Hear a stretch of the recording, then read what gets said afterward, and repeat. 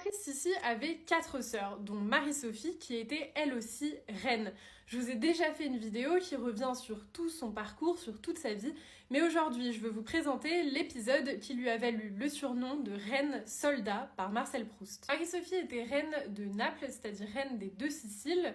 Malheureusement, en 1860, le souverain piémontais Victor Emmanuel décide qu'il veut à tout prix unifier l'Italie et il se lance dans des grandes campagnes militaires dont la famille de Marie-Sophie va être victime. Si on l'appelle la reine soldat, c'est parce qu'elle va mener la résistance lorsque leurs troupes sont acculées par Victor Emmanuel dans la ville de Gaète. Vous voyez ici qu'elle a troqué ses grandes crinolines pour des costumes d'Amazone qui lui permettent de monter à cheval et de se déplacer aisément sur les remparts de la ville. On la voit sur cette gravure, elle supervise les canonnades, elle est avec son mari et avec les troupes.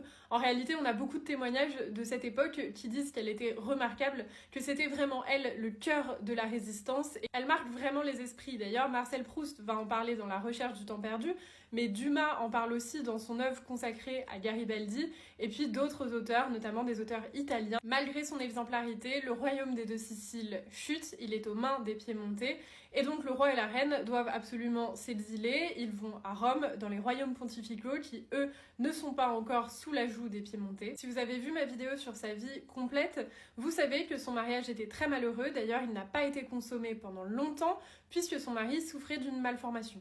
Marie-Sophie arrive à Rome, elle a à peine 20 ans et elle va pleinement profiter des joies de cette ville. Elle va vivre avec sa sœur Mathilde, comtesse de Trani. Elle profite tellement qu'elle tombe enceinte d'un zouave pontifical, c'est-à-dire d'un soldat du pape, et elle va avoir une fille. Pour ça, il faut absolument qu'elle fuit Rome pour que personne ne le sache. Or, c'est là que le lien entre les 2 sœurs est très important, puisque Marie-Sophie refuse de retourner à Rome après son accouchement.